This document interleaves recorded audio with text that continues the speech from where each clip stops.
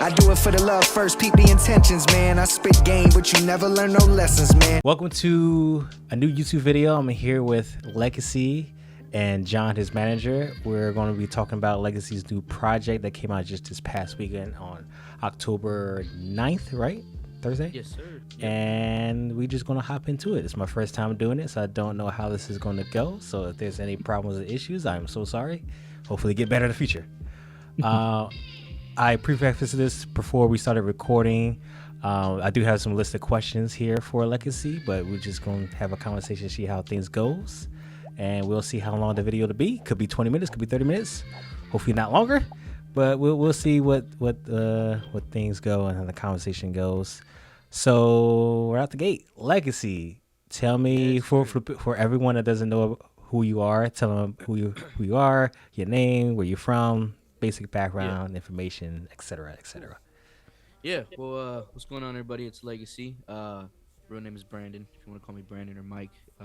There's two different names that our friend group kind of calls me.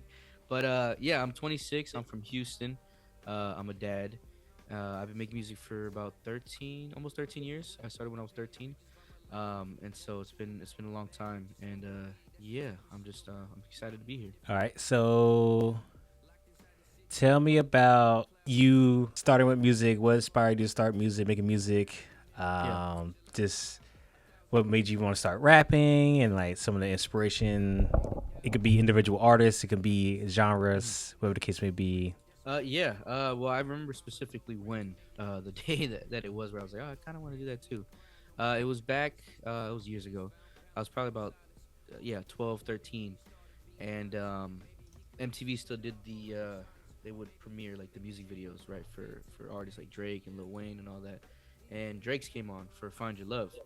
And I had already been exposed to like the older hip hop. My mom's a big hip hop head. So we kind of, ran back very deep, the roots and all that stuff. So when I heard this, I was like, this guy's rapping, but he's singing at the same time. What is this? This is completely different from anything I've really ever heard before. And I got interested. I was intrigued. I was like, what is this? This is weird. It sounds good. And so I kind of dove into that, and I dove into like the mainstream stuff that was playing on the radio. And then I slowly kind of fell into YouTube and, finding artists randomly through there. Found Logic. The first song I ever heard was the Stewie Griffin joint back on YouTube. So I left the house then, and I was like, well, if he could do it, maybe I could do it too. Maybe I got something to say, And then from then on, every day, for like a year, I was just writing. And it wasn't until a year after, I was about 13, 14, where I went off and bought, equipment from like a pawn shop with my uncle. And I just had a little setup. I had the laptop, microphone, a makeshift pop filter for my hanger with like a black sock. And we just got started like that. And I just started recording myself, and a big YouTube scholar. I went on YouTube and how do I do this? How do I add reverb? How do I EQ a vocal? What is an EQ, And so I did that every day, and here we are. I'm 26 now, so it's been a while. Obviously, you mentioned Logic. What were some other artists that inspired you? For sure, J. Cole. I got into him very early. I think it was the Sideline Story, and then from then on, I was a fan. And I think the first song, I want to say it's on that album, but I might be wrong. It was Chaining Day. And I played the hell out of that song every single day after finding it. J. Cole, Kendrick for sure. Logic, like I said. And there's a few like underground people too. I'm forgetting the names off the top of my head. There's one Filipino guy. His name was Deep Pride. I know he goes by like Russell now. So he's been doing it for a minute too. And then obviously like the classics. My mom played a lot of like Tribe Called Quest. Nas, Mobb Deep, oh my God, I'm forgetting the name, but Big Pun, he had this group, the Terror Squad. Mm-hmm. I listened to them, and so it was a mixture of all that, that kind of, I guess, helped me find a sound or morph a unique sound, I guess you could say. At the end there, you mentioned the sound. What would you describe your sound? Like, what would you describe your music, the style? Is it lo-fi? Is it boom bap? Is it rage? Whatever the case may be. What would you categorize it? They don't have to be specific, but it could be like a general thing, like some genres or subgenres you might Yeah. jump between.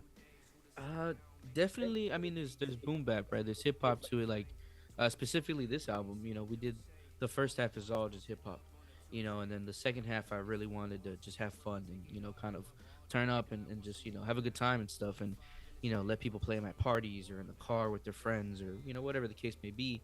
And the beginning half just be very like I'm chilling, I'm at the house or I'm studying or whatever, or I want to listen to a story and I want to relate and I want to feel something. That was the first half. So it's really it's kind of like I'm on both sides. I'm kind of balancing, in the middle, and I'm really being inspired by by both sides, and then mixing them sometimes together. So it's kind of a blend of both, I'd say. So I guess we just go right on ahead to the album, Dawn of the Starfield. When did you like come up with the concept? What inspired it? So we had just released the first, I guess, kind of the beginning, the spark to this whole universe, which was the first album I did with Jose, as far as creating the universe together, Oasis, and from there, we were coming up on the 10-year anniversary of the Incredible True Story, and the Incredible True Story has always been kind of like the Bible for like concept albums to me. It's kind of what started everything. The love of understanding you can combine both. You can combine a conceptual story and you could tell it through music. So I've always saw it like I'm creating the soundtrack to a script in a way, And so yeah, so one day I was like, we should make Oasis Part 2.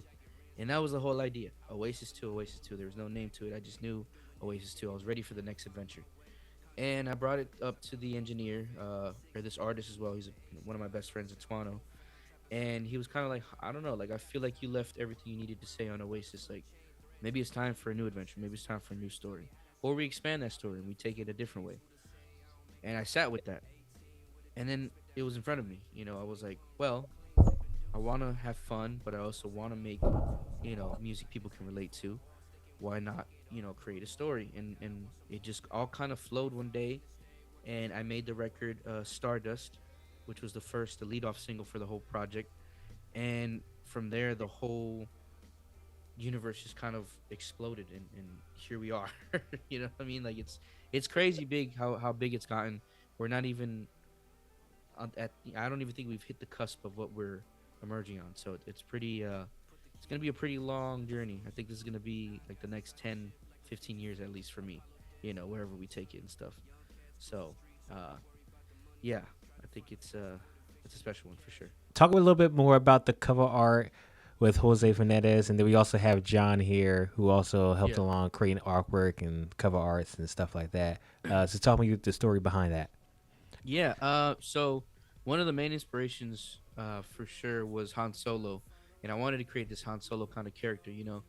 With Des Crawford, he's the first officer of the Elysia One, and he kind of leads this 9-man crew on missions and stuff. So I really wanted it to feel Star Wars inspired as well. So I know Jose kind of studied a lot of Star Wars, covers, posters, movie promotion posters, a lot of the Han Solo stuff as well. And it's really, this is most of the gunslingers, I believe. It's myself, or Des Crawford, Sonny, which is played by Antuano. And then you have Apollo. He's the engineer that mastered sound design and voice acted and produced on the album. So he had a hand on everything. And then at the bottom, you have Jay Mars closest to the ship, and in the back is just a mercenary that they've hired. And this is them landing on the town of Valentina, which is on the planet Erebus. And this is where really the story begins, where they take their journey through foot. Half of the album in the beginning is you're chilling with them on the ship. We've all heard this story before. But in our story, the characters actually land midway through the album on the planet, and then the rest of the journey is you following them through foot. And you come to realize, we're really teasing, the rest of what's to come with the lighting in the background and everything. There's a bunch of Easter eggs on here, but we'll let you guys figure it out down the line. But yeah, definitely Star Wars inspired for sure. Talk to me about some of the features you had on there, whether it be apparent on the track listing, and then obviously for those who haven't or will be listening to the album, the surprise guest appearances. Yeah. So the first surprise guest was Steve Blum. That was pretty cool. We have him on the first skit of the album, Argus, and that one was a dream come true. That was insane. Jonathan knows the story more than I do because he was there when it happened. I wasn't there. They sent it to me, the audio. So Jonathan, I don't know if you want to kind of explain that Yeah, story. I'll do a quick little run through. So we are all fans of Steve, whether it's his work from Star Wars to Zeb, Spike Spiegel's for Cowboy Bebop, or Venom, Wolverine, like Ben 10 as He Blast. There's so many roles that this man has. Point being, we're all fans of him, and I looked at the calendar one day and I was like, huh, let's see what's coming up. I want to get out more. We've been locked in a little too hard. So Anime NYC was coming up. I looked at the list and I saw Steve was going. I'm like, yo, let's go say hi because it's also a little bit after Ultra 85 came out. I got the vinyl and I'm like, I want to get this one signed as well as the Incredible Story one because Bobby signed that one already. And those are the two main projects that he's a part of. So we went. And then we were telling him about the concept of Starfield, and we pitched the idea. Yo, would you want to do a quick little like cameo of voice memo? And he was down for it. So right then and there, he recorded it for us, and what you hear on the album is what we got. Yeah. And then I'm assuming that was just iPhone, hand an iPhone. Yes, Here's a yes. script. Yeah. No, not even a script. Just like go for it. Yeah. And we gave him like a general prompt like this is like a message that that you're sending to him before he takes off on his mission essentially, and that's why he says like yo Steve Blum here, I want to wish you success on your mission, Officer Des, and then of course the See Space Cowboy line because Yeah. can't Iconic. Steve without that. Iconic. Any other features you want to talk about? Yeah. And then obviously, the man himself, Logic and T-Man, the Wizard. They were both on the Valentina skit, which is, I think, a dream. Well, another dream come true for sure. I never thought we'd be here so soon, at least, But yeah, and that was another, Jonathan, fucking crazy manager. He came in and did his thing, and he made it happen. So, yeah, that one was pretty cool. It was a long day. I was putting my daughter to sleep, and all day these guys were like, "Yo, keep your phone on you. Do not mute it. Whatever you do, whoever calls you, just answer." I'm like, "Cool." That's the first person. Second person says the same thing. I think it was either Rick or Jose. They call me like, "Yo, keep your phone off the ring or on the ringer. Do not ignore it." I'm like, "Okay, Jesus, all right." Third person, same thing. I'm like, "Yo, what is going on? I'm gonna have a panic attack." And then my girl, she's like, "Please keep your phone unlocked." I'm like, "Dude, you guys know my anxiety is through the roof. Like, what is going on?" And eventually, I'm sitting in front of the couch. We're playing, I think, like Rocket League or something. And I'm just chilling. I have my phone next to me, screen up, ringer on blast. And I get a FaceTime call from Jonathan. So I'm like, okay, cool. So I pick up the phone and answer. I'm like, "What's up?" And it's mad loud. And he's outside and he has his head turned kind of away from the camera. And he's like, hold on. And I'm like, "Jonathan." And he's like, "Just go ahead, give me a second." I'm like, Jesus Christ, what's going on? And all I hear is, "Yeah, for sure, let's do it." And I'm like, there's no way. So he turns the camera, it's Logic himself. And we just had like a quick, "What's up? Hi, how you doing?" Boom, that was it. And I think, what was it, before that or after that? That's when you guys got the voice memo? Yeah, after afterwards, that. yeah. So after that, that's when he asked him for the voice memo line, and he's like, "We got it." And I was like, "What do you mean we got it?" He's like, "We got the Logic lines." And I was freaking out. It was like midnight, I think, my time, and I was freaking out. Everybody's asleep in the house. I'm trying not to scream. I'm like excited. I'm giddy, and here we are. Yeah, now he's on the album. So viewers will be seeing the clip of them actually recording it. Was that recorded earlier this year at like one of the cons that Lodge's been going to the last like year and a half or so? Yeah, it was. He was doing one of the premieres for the Paradise Records movie. So Jonathan, Rick, Jose, they went up there, obviously to see him, see the movie and everything. And Jose's wife, they all went up there. So Jose's wife is actually the one recording the video, and then Jonathan's in line with Jose. So yeah, you guys will see it, but it's pretty cool to see. One thing I do want to mention is that Logic has listened to your music before through Discord. Was this like one of his Discord like just random like listen to fans music segments he did. Yeah. Yeah, he was doing a random like hey submit, or he was doing this competition, I believe. And it was like he was making brackets, and whoever won, I think won ended up winning. The prize was a feature from him. And so I was like, I'm gonna for sure compete. Like I need to submit to music.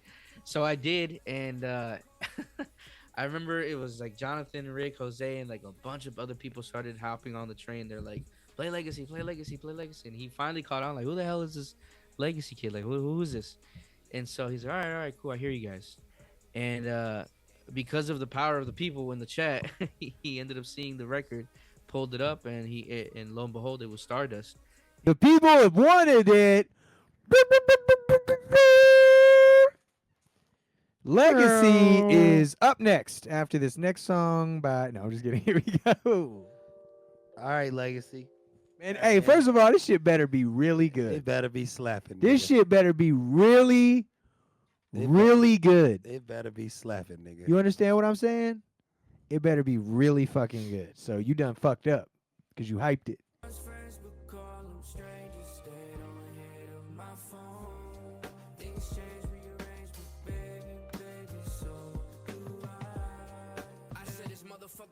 I just want some cheddar.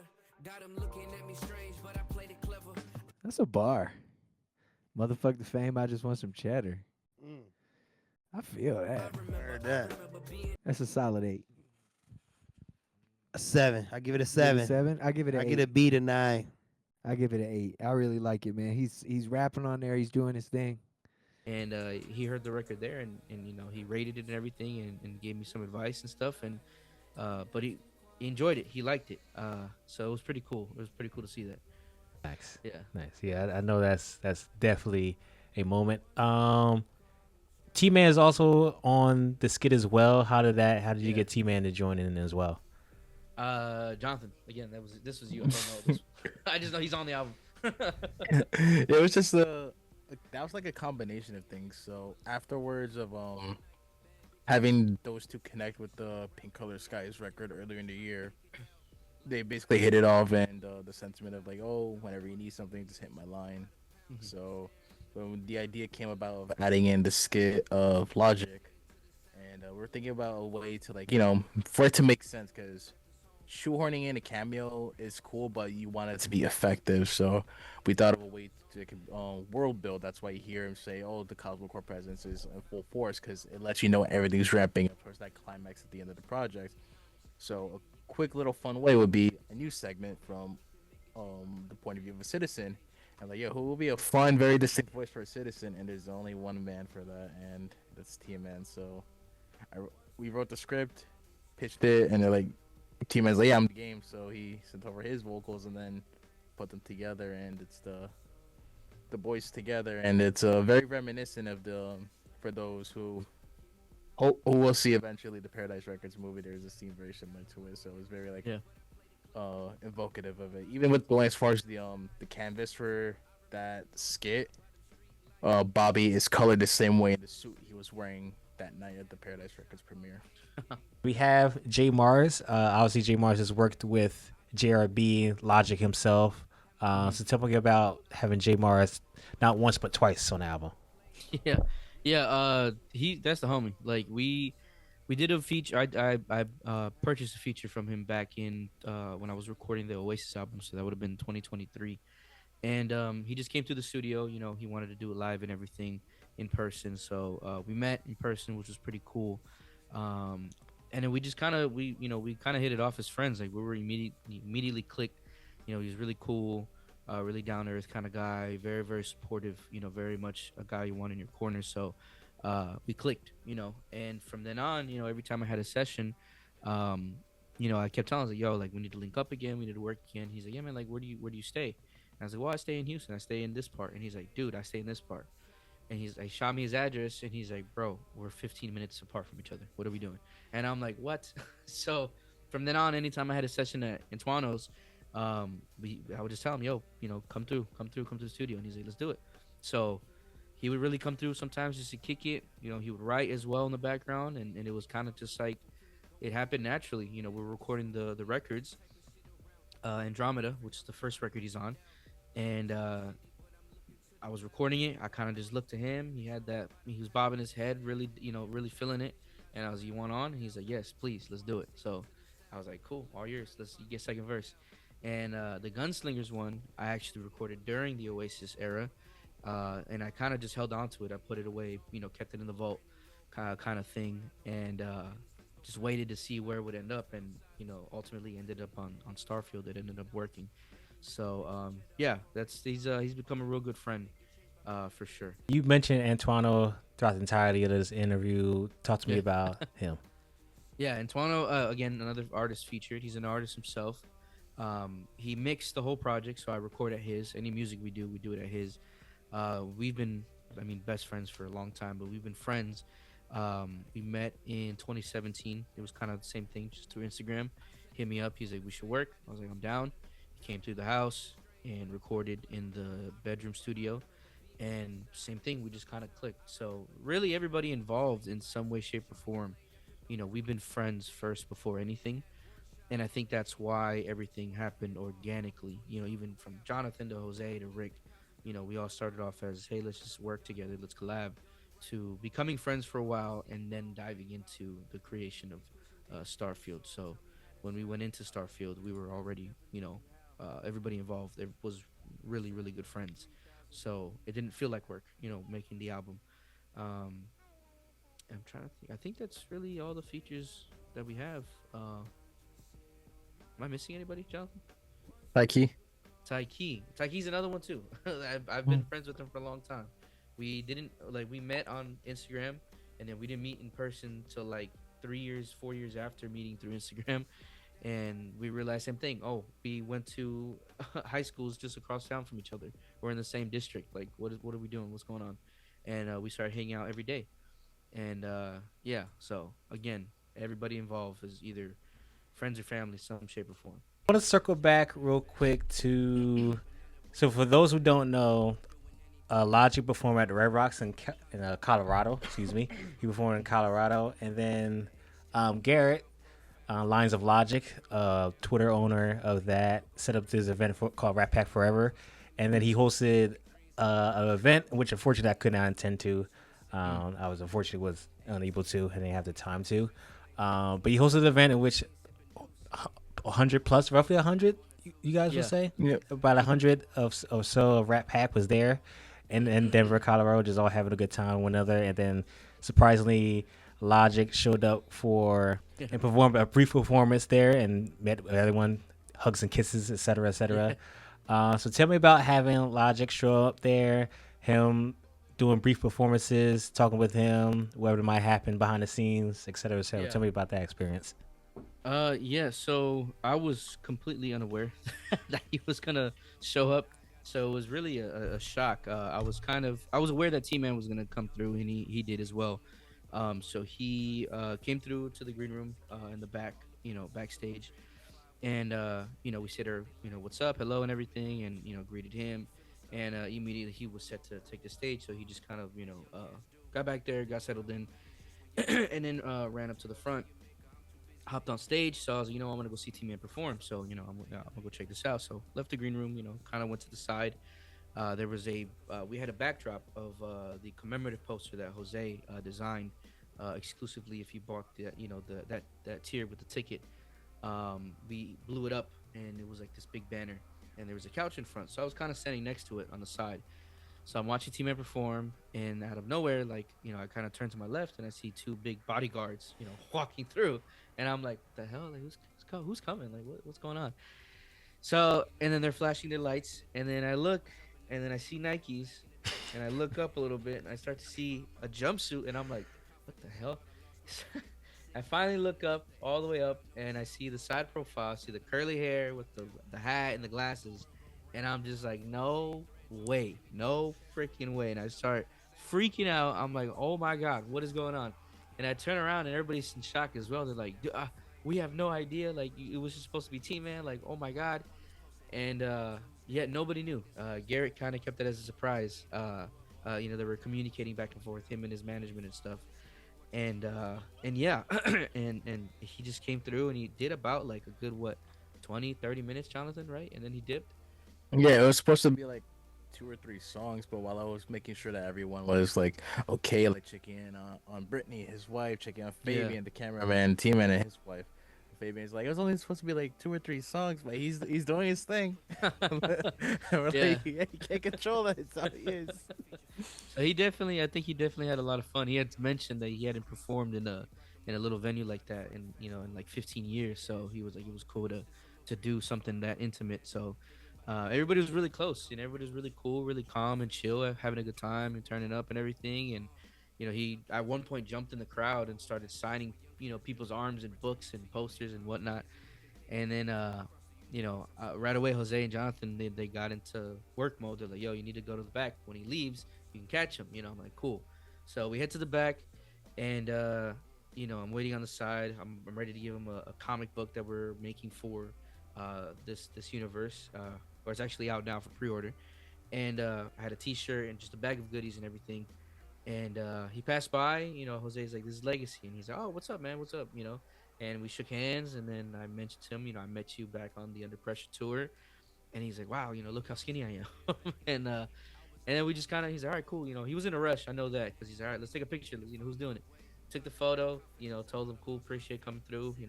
I'll see you again, hopefully. And he walked away. And then I kind of mentioned it to his manager too. I told him, hey, I'm manifesting. It's not going to be the last time we talk. I promise you. And he just kind of gave me a nod and smiled and walked away. He said, okay, cool. Got you. I hear you. And walked away. So, and said, goodbye to everybody. Six was there also. T-Man's wife, Bob's wife, Logic's wife, Logic himself, obviously. And so he had a little bit of a little squad with him. It was about like 10 people, I think. And and then they left. And then I think the energy for the rest of the night was so high, for us. Because after that, Antoine was set to perform his EP. And he did his thing, and then I went on, and just the adrenaline was there. The energy that he left, I think, after he dipped was pretty high throughout the night. So, yeah. So what time, like, roughly from, like, the event starting to when Logic got there? I think a good, like, what? Like 30 minutes after the event started? It was basically like, we opened doors, and then 30 minutes for people to get in, and then, like, all right, we're going to kick it off, and then within that time frame, T-Man shows up to the green room. So we're getting everything set. We get the microphone ready for him to take on stage side, and then Garrett plays a little video, and then T-Man comes on, and then he's doing the last song that he just released, and then he cuts it off halfway. He's like, ladies and gentlemen, welcome to the stage, Logic. And then Everyone turns their head like, ain't no way. Yeah, Capping. This one had the biggest reactions. Everyone was locked in on T-Man, and they just hear, what the fuck, across the venue. And then, some people look, but they're more locked in on T-Man, and then they realize, as he takes the steps up to the stage, like, oh my God, like, it's happening. And then because it was a very intimate kind of stage. Like, it was really just a few feet up in the air, and like you could just look up, not too high, and he was right there. He was right in front of you. So I think it was the closest a lot of people, I think, there have ever been to him. So the reaction was pretty cool. That's for sure the closest I've ever been to him since meeting him, years ago. So it was a trip. It was a cool moment for sure. I want to circle back now to the album. I just want to go over some of my favorite tracks from the project. Shades of Moon. I might be pronouncing this wrong. This is the track with Antoine and J Mars. Andromeda? Andromeda? Andromeda, yeah. I'm like, I know the word, but it just the pronunciation wasn't coming. Andromeda, yes. Shades of the Moon, Andromeda, and Odyssey. Those are like my top 3 in no particular order. And then some other tracks I liked were Starfield System, Stardust, Gunslingers, Through the Flames, and then Coralia? Yeah, nice. Yeah. But yeah, those are my favorite tracks. What was your favorite track making? It could be anywhere from like just the raps, just vocals, the production, whatever the case may be. What are some of your favorite tracks? Top of the list is always gonna be Through the Flames. That one was so much fun to make. It was originally like one hook, one verse, one hook, and that was it. We kind of kept it simple and short. Excuse me. And then we the last trip that we took, to complete the album. We rented out an Airbnb here out in Houston, near a lake, so it was about an hour away from where I stay. And it was myself, J Mars, Antoino, Apollo, and Insane or Dave. He's a producer on the album. And we kind of just went into to really finish the skits and everything for the album because we were all together. And Apollo and Antoino had it on loop, the record, and they're like, "Yo, like he really needs to add a second verse. Like he really should." And so Apollo was like, "You know what? No, you're gonna do it. I'm just gonna take initiative, write a second verse. Please trust me, just do it." So I was like, "Okay, all right." So he looped the song for another verse. I went outside and I wrote it in like 30 minutes, and it kind of just flowed, like just poured out of me. And I was like, "Oh my god, I've never really written this easily before," and so it was meant to happen. So I think in that moment I felt like just like hungry for it. You know what I mean? Like I felt just very determined to do this and make this happen. So Through the Flames is definitely a special one. Another fun one was Into the Wilderness. It was more of like a City of Stars kind of feel of a record. You know, that was what I was going for. That's what I told the producer. You know, I was like, I really want to do like our version of City of Stars, and he was with it. He loved the record. He loved the songs. He's like, dude, yes, let's do it. And so that one we did a lot of vocal takes. I mean, we did at least 30 to 40 just different takes of different tones and different layers and whatever. And I handed it off to Apollo. I was like, here, you do what you do, and just make it sound, however we can get it to, and so that one was fun to do. It was just really singing and stuff. And I'd say I think Corellia too, because I just had, I had time to just have fun and not really think too much and just, have a good time writing and just vibe out and just have a good time with everybody in the studio. So, and it ended up making the project, which was fun. So, yeah, I'd say those three for sure. You kind of touched on this earlier, that how the album kind of ends on a cliffhanger. Will Yeah. there be like a second one, an extended version, Yeah. anything like that? Yeah. So right now where we're at, there's actually a playlist out now. It should be on the profile page, artist page, on Spotify, and it's called the Starfield Loop. And we gave the listener the ending to this whole story with this EP that we did last year called Star Killer. And then from there, we gave you kind of what happened before all that, how we got to that point on Starfield. So if you start off with Star Killer and go into Starfield, and then you jump back over constantly, it's in a constant loop. So you're stuck in this loop, on this time loop, and it plays into the story, the concept story with Dez. At the end of the album, with Athena, which is the person he was sent out to locate and rescue and bring back to, Nova Force headquarters, which is the faction that he's a part of. So it's the whole purpose that he's there with the squad. And she tells him, like, you got one shot. When I tell you this is one shot, you have to take it. So he's like, okay. He's confused. And so she attaches this device that you see on the cover art on his left arm or left wrist. It's called the chronometer. And it's essentially kind of like a time machine, but like on your wrist, right? And so she tells him, okay, one shot, here we go. So at the end of the album, they end up back on the ship, the Elysia 1, and Cosmocorp, which is the opposing faction. They find them, they bust through the doors, and this big gunfight just breaks out. So he sees like his squad's getting killed off one by one. Someone gets shot on the shoulder, another one's blasted on the abdomen, and everybody's freaking out. So he's like, I don't know what to do. So she tells him, here we go, this is your one shot. So he slaps the device on his wrist, and he gets shot 75,000 years into the future, and the squad gets sent 3 to 4 months prior to taking off on this mission.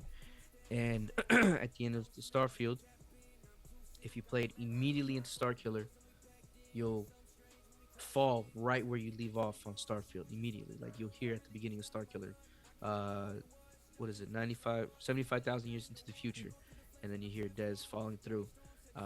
Basically the time warp, and he lands back on the Elysia 1 to a planet where it's Earth, but it's just in this post-apocalyptic kind of state. There's no human beings, there's no life forms, so to say. There's not supposed to be. So while you're listening to both projects on a constant loop, they'll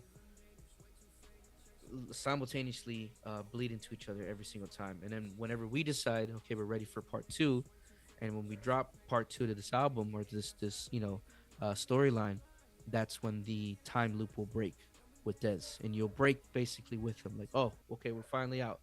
Now what? Where do we go? How does this continue? So it could take 3-4 months from now. It could take another year. However long that lasts is how long Dez is stuck in that time loop. So yeah. I think I'll just close this out with this one last question, Yeah. and then we'll close this out. You kind of briefly mentioned this with possibly making another version of this album, like a part 2 or some way to the effect. But outside of that, what's next for you? Future goals and ambitions, project ideas, anything like that? What do you have next for yourself? So really, I think we're gonna be on this universe for a little while. But I definitely want to make other stuff outside of this universe. Jonathan knows, we have plans and stuff. I want to make this like Stranger Things 80s kind of esque themed project. I don't know what it will be, whether it's an EP, whether it's just a song, an album, but that's definitely in my mind. I definitely want to do, kind of tackle more records like Into the Wilderness, a little bit more singing and stuff, and, put out singles here and there and stuff, but really just keep working, keep grinding, keep pushing, and get, more connected to the Bobby Boy Records team and stuff, and really, connect with them more, see how much more we can build that relationship, and just keep going, just keep pushing, and, hopefully one day it all just kind of takes off, so yeah, writing more music and just staying focused. I think that's the main goals. Yeah. Legacy, thank you for doing this interview with me. Thank you, John, for setting things up as well and provide some background information to things that's now privy to both of us. It was definitely insightful and definitely great to have you both here. Any closing remarks? Go stream Starfield. It's out now. We've worked a year on it. Please go stream it. And I hope you enjoyed. I hope you can leave with one song. Love it, one song. Addition, go pre-order Crawford #1 to learn the origin story of Des Crawford and how everything ends up to where it is in Starfield. Yeah. So that's the interview with Legacy. Shout out to John once again for setting things up. Thoroughly enjoyed that. Once again, this is my first time doing this, so if everything's choppy, the quality is not the highest as it can be, I'm so sorry. I tried. This is my first time doing it, so maybe in the future I figure out some way where there's a better platform or different ways to record things, etc., etc. But I thoroughly enjoyed this. Maybe I could do this more often. We talked afterwards, myself, Legacy, and John, about doing not necessarily a part 2 about the project, but more so that just more BTS things like making albums and music and stuff like that. So I definitely have questions because I'm curious myself about the process of making music and stuff like that. But nonetheless, thank you for watching this interview, and hopefully maybe we do this more future, or there was a small time local artist or a big time artist in the future. Who knows? It remains to be seen. But until then, thank you for watching the video. Please like the video if you haven't done so already. Please subscribe as well if you thoroughly enjoyed this as well. And yeah, I'll see you on the next video. Peace.